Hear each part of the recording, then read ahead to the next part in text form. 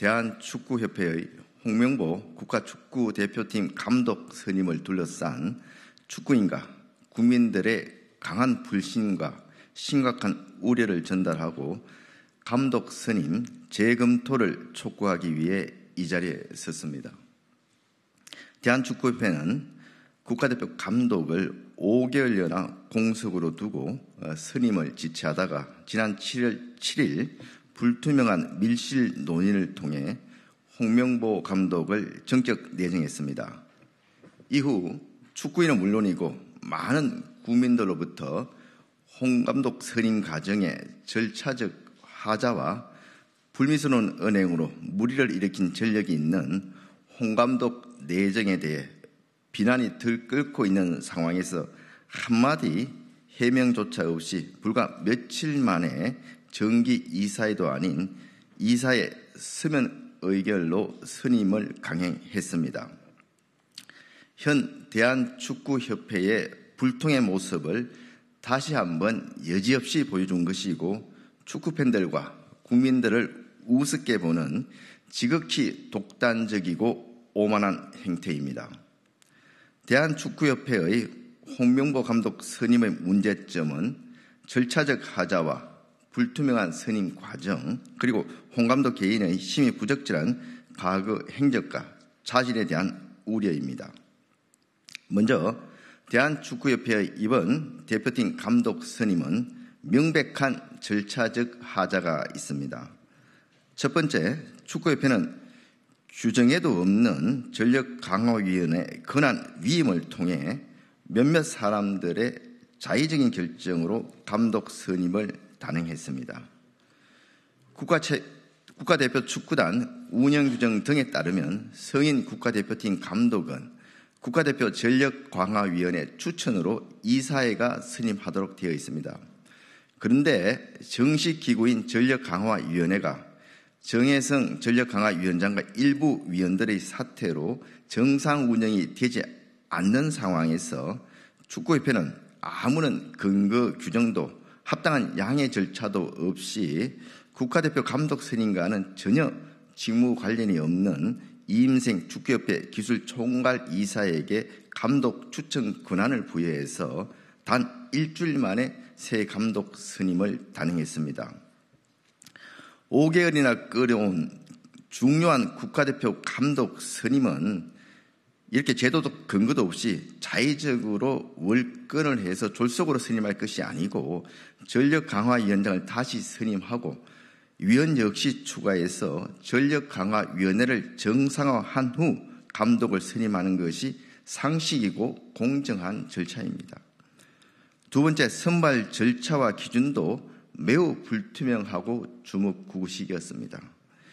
축구협회의 국가대표 지도자 선발 기준에 따르면 서류심사 35%, 훈련계획서 및 지도부 평가 35%, 면접 30%로 선발하도록 되어 있습니다. 그런데 이임생 기술총괄 이사가 다른 외국인 후보 2명은 대면 인터뷰를 했지만 홍명보 감독은 7월 5일 밤 11시 면접이 아닌 부탁을 하러 자택으로 찾아갔고 다음날 오전 9시 홍 감독이 이를 수락하며 감독 선임이 이루어졌다고 합니다. 홍 감독은 그동안 국가대표팀 감독직을 거절해왔다고 알려져 있는데 그러면 평가 서류 제출도 없었을 테고 면접도 없었는데 어떻게 1위의 평가를 받을 수 있습니까? 답정너식 절차가 아니었는지 의혹을 가질 수밖에 없습니다. 세 번째, 홍명보 감독의 과거 국가대표 감독 시절의 참담한 성적과 불미스러운 은행 그리고 지도자로서의 자질에 대한 비판과 폭로도 점점 더 거세지고 있습니다. 홍명보 감독은 과거 2014년 국가대표 감독 시절 선수 급 나누기 발언, 인맥 축구 논란 등으로 분란을 일으키더니 브라질 월드컵에서 단 1승도 하지 못한 처참한 성적을 거뒀으며 월드컵 16강 탈락 바로 다음 날 브라질 현지 여조금원까지 있는 식당에서 음주 가무 회식을 한 것이 언론에 공개되며 국민들의 큰 분노를 자아냈습니다. 홍명보 축구 국가대표 감독 선임에 대해 평소 협회의 활동에 말을 아끼던 축구 레전드들조차 비판을 이어가며 그 수위를 높여가고 있습니다. 축구협회 전력강화위원회 소속으로 활동하던 박주호 위원은 홍 감독의 선임은 절차 안에서 이루어진 것이 아니다.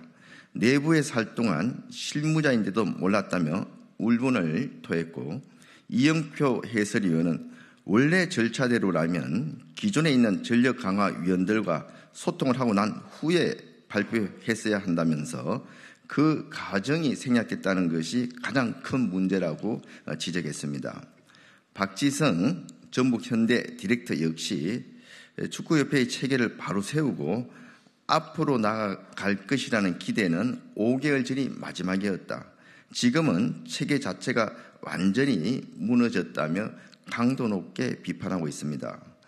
우리 축구 국가대표 레전드들까지 모두 나서 쓴소리를 하고 있다는 점을 축구협회는 무겁게 받아들여야 할 것입니다. 이번 축구협회의 독단적인 홍 감독 선임 과정과 국민적 비난에도 아랑곳하지 않는 행태를 보면 이문열 작가의 우리들의 일그러진 영웅에 나오는 무책임한 단임과 그의 비호 아래 전행을 일삼는 반장 음석대를 연상케 합니다. 대한축구협회는 지난해에도 승부 조작, 폭행, 금전 비리 등 각종 비행위 징계자 100명을 규정까지 바꿔가며 기습적으로 사면을 시도하는 국민의 정서와 눈높이에 전혀 맞지 않는 공정과 상식에 벗어난 어처구니없는 행위로 엄청난 질타를 받았습니다. 저도 이 자리에 서서 강력히 규탄한 바 있습니다. 그러나 그 이후로도 축구협회의 시대착오적인 권위주의적 행태와 불투명한 사무처리, 무책임성, 고질적 파벌주의는 조금도 나아지지 않고 있는 것 같습니다. 위약금이 100억 원에 달한다는 클리스만 전 감독의 먹튀 논란, 40년 만에 올림픽 예선 탈락, 한 수 아래로 평가하던 아시안 국가팀에도 완패하는 무기력, 여기에 이번 감독 선임 사태까지 이어지며 대한축구협회에 대한 국민들의 신뢰와 기대는 완전히 바닥으로 떨어졌습니다. 대한축구협회는 개인이 소유한 사조직이 아닙니다.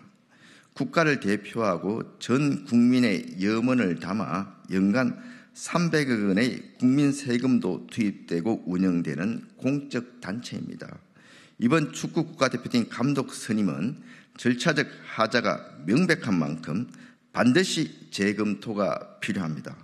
수많은 축구인들과 국민들의 의혹과 비판을 받고 있는 이번 감독 선임 사태에 대해 축구협회의 명확한 해명과 책임있는 조치를 강력히 촉구합니다.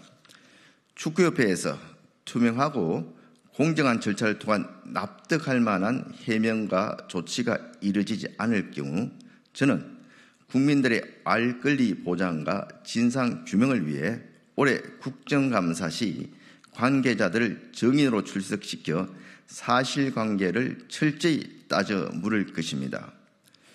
축구인들과 국민들의 신뢰 회복을 위한 대한축구협회의 능동적이고 자발적인 조치가 신속히 이루어지지 않을 경우 대한체육회와 문체부가 직접 나서서 축구협회의 대대적인 고강도 혁신 방안을 마련해야 할 것입니다.